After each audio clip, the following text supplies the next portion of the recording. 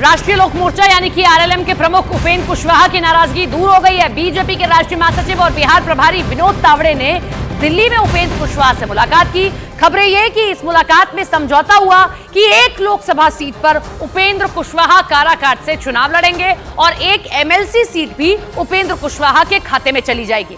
सूत्र ये कह रहे हैं कि आरएलएम के बनाए जाने वाले एमएलसी को बिहार में मंत्रिमंडल भी दिया जाएगा, शामिल किया जाएगा। बिहार में एनडीए में उन्हें एक सीट भी मिलेगी, वही जिससे वो नाराज बताए जा रहे थे। हालांकि उन्होंने नाराज होने से इनकार किया। विनोद तावड़े से ट्वीट कर जानकारी दी गई कि आरएलएम को एक सीट और एमएलसी सीट देना पहले से ही तय था। 2 सीट की मांग थी। नाराज कभी हम नहीं रहे। तो एक ही सीट आपको मिली सर।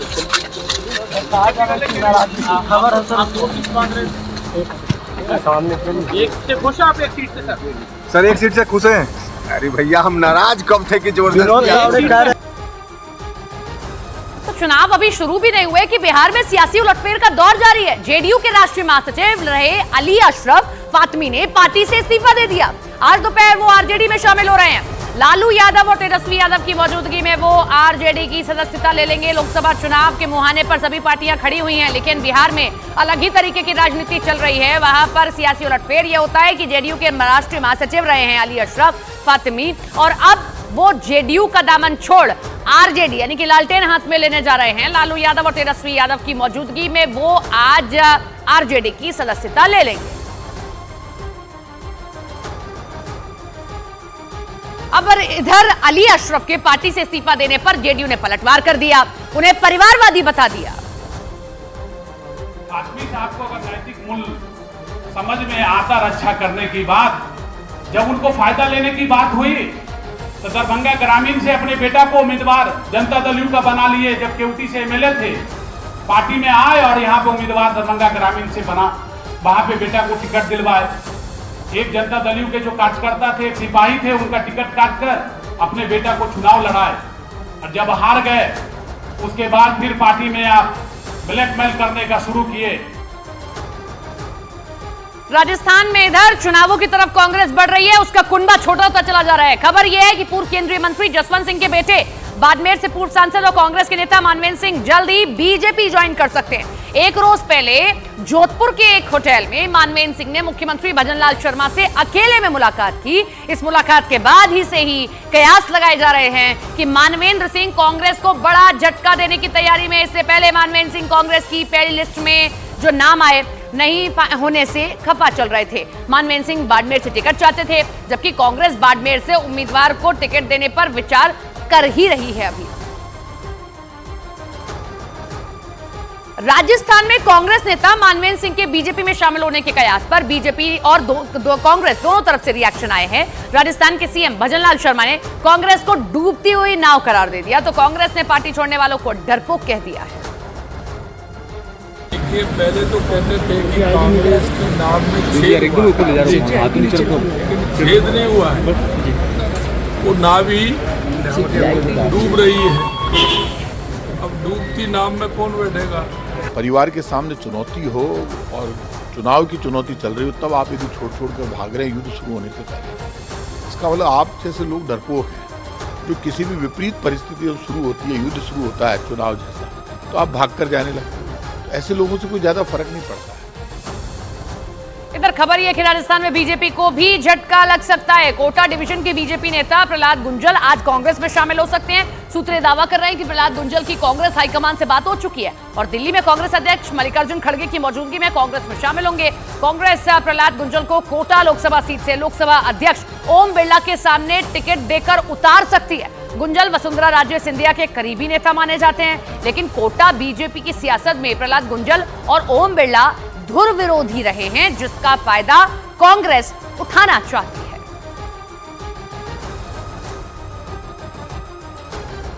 झारखंड की सियासत में बहुत बड़ा उलटफेर हो गया। पूर्व मुख्यमंत्री हेमंत सोरेन की भाभी सीता सोरेन ने बगावत का बिगुल फूंक दिया। उन्होंने हेमंत सोरेन की पार्टी झारखंड मुक्ति मोर्चा से इस्तीफा दे दिया। पार्टी छोड़ने के साथ ही सीता सोरेन ने विधायक पद भी छोड़ दिया। लेकिन सियासी हलचल तब और तेज हो गई जब अपने इस्तीफे के कुछ ही घंटे बाद सीता सोरेन बीजेपी में शामिल हो गई। दिल्ली में बीजेपी नेता विनोद तावड़े और लक्ष्मीकांत वाजपेयी ने उन्हें पार्टी की सदस्यता दिलाई। हम झारखंड में अभी शक्तिशाली हो रहे हैं और इसलिए मैं बहन सीता सोरेन जी का स्वागत करता हूँ। अपने इस्तीफे में सीता सोरेन ने अपना दर्द बयां किया। उन्होंने अपने खिलाफ जेएमएम में गहरी साजिश किए जाने के आरोप लगाए। लोकसभा चुनाव से ठीक पहले सीता सोरेन की बगावत को सोरेन परिवार और झारखंड मुक्ति मोर्चा के लिए एक बड़ा झटका माना जा रहा है। सोरेन परिवार में बगावत के बीज उसी वक्त पड़ गए थे जब हेमंत सोरेन को जेल हुई थी। फरवरी महीने में ईडी ने भ्रष्टाचार के आरोप में हेमंत सोरेन को गिरफ्तार करके जेल भेज दिया था। और हेमंत सोरेन के जेल जाने के बाद चंपाई सोरेन को झारखंड का नया सीएम बना दिया गया था। जबकि सोरेन परिवार की बड़ी बहू सीता सोरेन ने भी सीएम की कुर्सी पर दावा किया था। लेकिन 2 दिन चली सियासी गहमागहमी के बाद झारखंड के मुख्यमंत्री की गद्दी हेमंत सोरेन के करीबी चंपाई सोरेन को मिल गई थी और खबरों के मुताबिक उसी वक्त से सीता सोरेन जीएमएम में काफी अलग थलग पड़ गई थी। नतीजा ये रहा कि करीब 1 महीने बाद सोरेन परिवार में पड़ी दरार दुनिया के सामने आ गई। सीता सोरेन ने जेएमएम और सोरेन परिवार से अपनी राहें अलग कर ली। परिवार और पार्टी से दूरी बनाने के साथ ही उन्होंने जमकर अपनी भड़ास निकाली और आरोप लगाया कि जेएमएम में लगातार उनकी उपेक्षा हो रही थी, जबकि वो झारखंड के सबसे ताकतवर सियासी परिवार की बड़ी बहू हैं। हम ऐसे जगह में रह करके क्या करेंगे जहां से मेरा कोई बात ही नहीं चल रहा है, कोई सुनवाई ही नहीं हो रहा है। सीता सोरेन झारखंड मुक्ति मोर्चा के संस्थापक और पूर्व मुख्यमंत्री शिबू सोरेन के बड़े बेटे दुर्गा सोरेन की पत्नी है। दुर्गा सोरेन शिबू सोरेन की 4 संतानों में सबसे बड़े थे। 2009 में उनकी मौत हो गई थी। यानी रिश्ते में सीता सोरेन पूर्व मुख्यमंत्री हेमंत सोरेन की भाभी हैं। लेकिन खबरों के मुताबिक पिछले कुछ दिनों से पारिवारिक रिश्ते में पड़ी दरार बढ़ती ही जा रही थी और सोरेन परिवार में उत्तराधिकारी की लड़ाई इस कदर बढ़ी कि सोरेन परिवार बट गया। दुर्गा सोरेन के निधन के बाद सीता सोरेन ने दुमका जिले की जामा विधानसभा सीट से चुनाव जीता था। इसके बाद वो इसी सीट से 2014 और 2019 में भी लगातार विधायक चुनी गई थी। और झारखंड मुक्ति मोर्चा ने सीता सोरेन को राष्ट्रीय महासचिव भी नियुक्त किया था। लेकिन कहते हैं कि उत्तराधिकारी की लड़ाई लड़ रही सीता सोरेन की नजरें हेमंत सोरेन के जेल जाने के बाद झारखंड के मुख्यमंत्री की कुर्सी पर थीं। मुख्यमंत्री की कुर्सी उन्हें नहीं मिली थी। सीता सोरेन के पति दुर्गा सोरेन झारखंड के पूर्व मुख्यमंत्री शिबू सोरेन के बड़े बेटे थे और झारखंड को अलग राज्य बनाने की लड़ाई में उन्होंने बढ़ चढ़कर हिस्सा लिया था। और कहा तो यह भी जाता है कि शिबू सोरेन के बाद दुर्गा सोरेन को ही झारखंड के मुख्यमंत्री की कुर्सी मिलने वाली थी। दुर्गा सोरेन ने झारखंड को अलग राज्य बनाने के लिए पिता शिबू सोरेन के साथ कदम से कदम मिलाकर लड़ाई लड़ी थी और 15 नवंबर सन 2000 को बिहार से अलग होकर झारखंड एक अलग राज्य बन गया था। इसके बाद झारखंड मुक्ति मोर्चा के साथ पूरे राज्य में दुर्गा सोरेन का राजनीतिक कद तेजी से बढ़ा। उनकी गिनती कद्दावर आदिवासी नेता के तौर पर होने लगी थी। कहते हैं कि गुरुजी यानी शिबू सोरेन भी दुर्गा सोरेन को ही अपना सियासी उत्तराधिकारी बनाना चाहते थे। लेकिन 21 मई 2009 को बोकारो में 40 साल के दुर्गा सोरेन का निधन हो गया। डॉक्टरों ने किडनी फेल हो जाने को उनकी मौत की वजह बताया था। दुर्गा सोरेन के निधन से सोरेन परिवार को बहुत बड़ा झटका लगा।